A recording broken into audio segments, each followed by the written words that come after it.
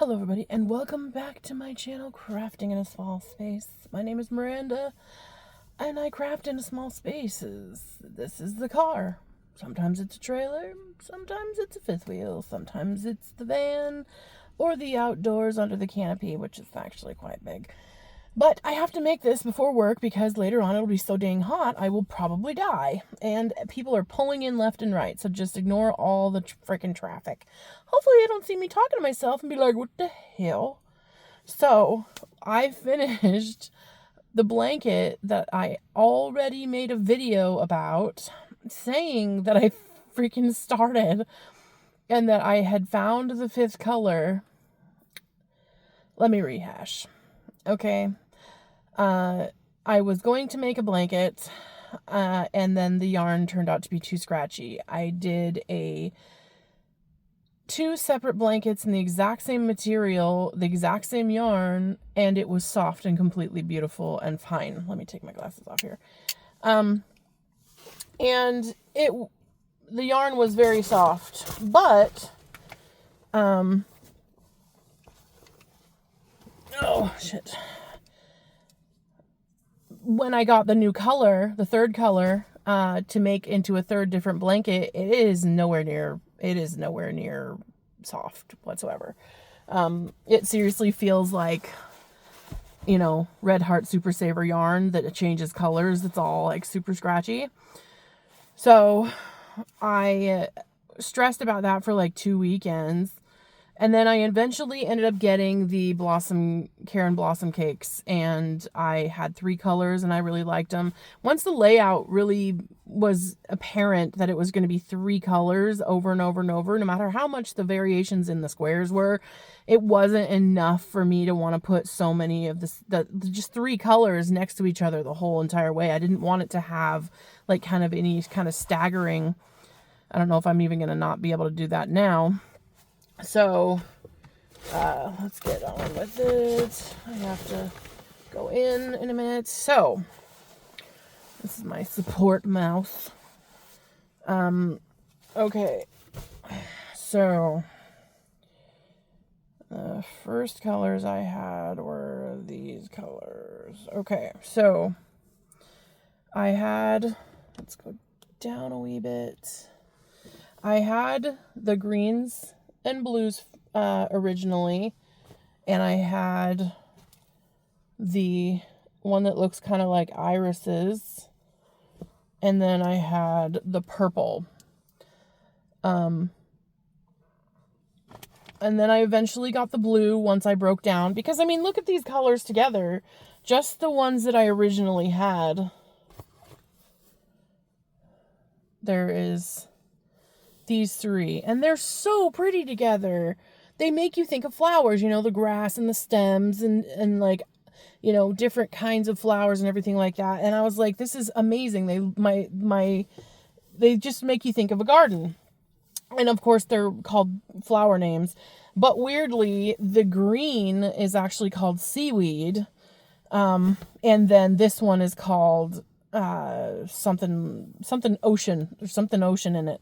So I went and bought this, and then I was like, well, shoot, I need another color, but they were out. They don't sell anymore, the one that I wanted, but they were coming out with a new color in the shop, but they had it online, and it was this one, and it is magnificent. You can't really, I guess it's sort of showing up correctly. It's oranges, peaches, and a little bit of pink.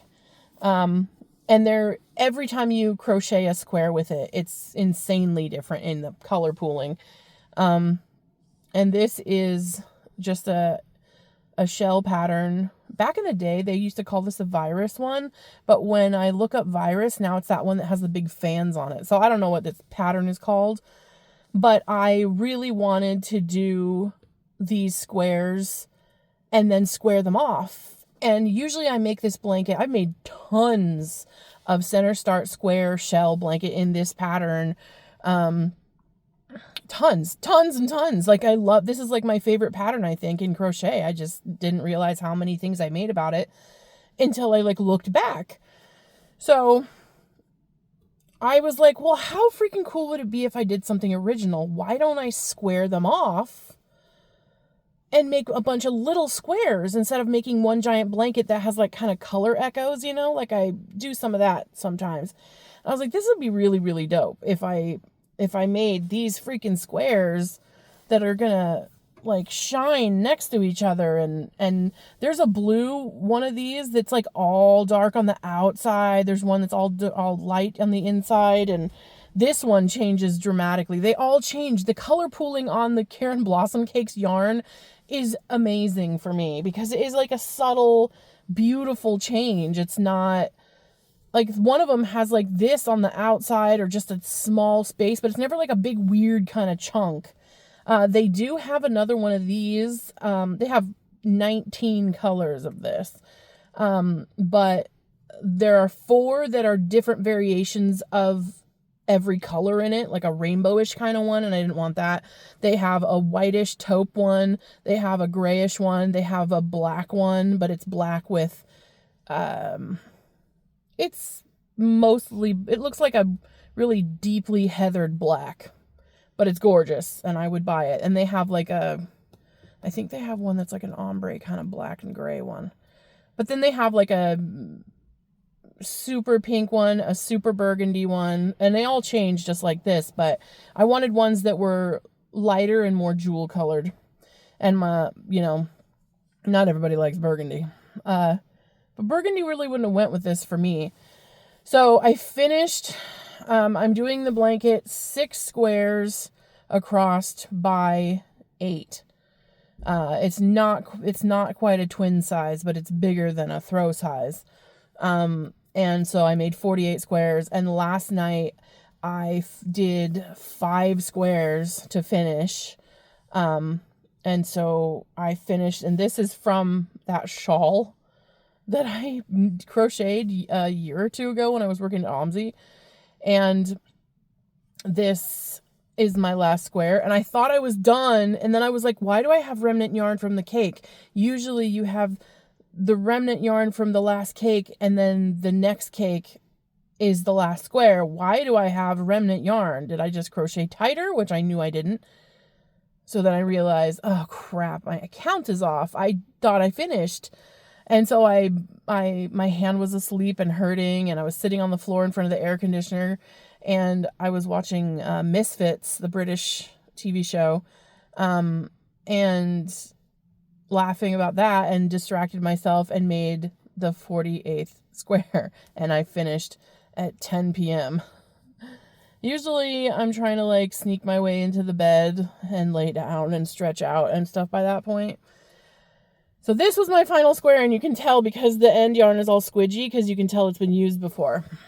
So now, instead of doing the thing everybody does and sew this together every stupid stitch, I am actually going to use a zigzag stitch on a sewing machine because I made a video in my car before last week or a little bit before that, and I was filming, and not only did my boss call me, but I was literally in like 100-degree heat in here, and the windows were open, but there was like almost no breeze, and my phone overheated, and it says your phone is overheating, we're shutting everything off. And I'm like, oh god, what kind of overheating? Like gonna explode overheating or what?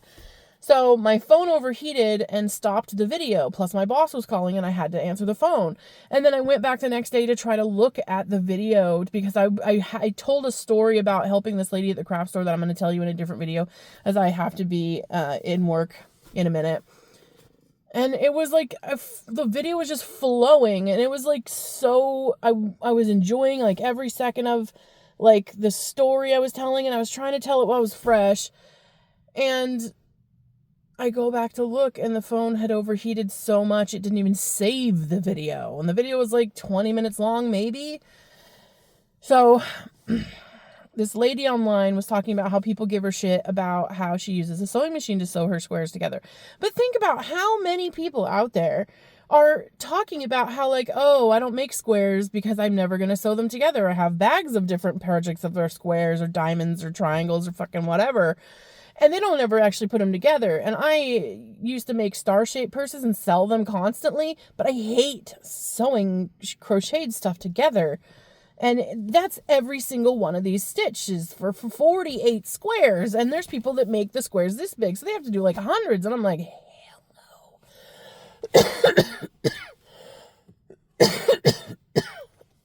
I just sucked in some spit on accident. So every row has one of each color, but there's only 5 colors, and the row is 6 wide. So I made one extra of each to kind of fill in that so that it's nice and long enough, wide enough. Damn. So I'm really excited. I am not going to sew this together just yet because I have surgery tomorrow. I feel like I'm a doctor saying that. I have my surgery tomorrow. I'm gonna freaking operate on somebody. Anyway, I am having surgery tomorrow, and then I will be off work for 3 weeks. And I have bought yarn for another project that I posted about yesterday. And I will be messing with that if I can even do it. The last 2 surgeries I had, I just wanted to lay in bed and just kind of not be doing stuff. But thankfully, tomorrow after my surgery, they're going to keep me overnight so I can actually rest and not have comments and things. So yeah. And there's products I wanted to show you, but I have to go. And it's not hot right now. And it said it was going to rain last night. A few days ago, it said the forecast last night was rain. And then we looked at the forecast last night, and it said it wasn't going to rain. It's not going to rain all week. And he gets woken up in the middle of the night, he said, and was like freaking out, thinking there was crazy people outside. And it's pouring rain, and there's lightning. So thankfully, everything was closed in the van. All right, I gotta go, but I will post this in a minute when I settle down. Bye, everybody.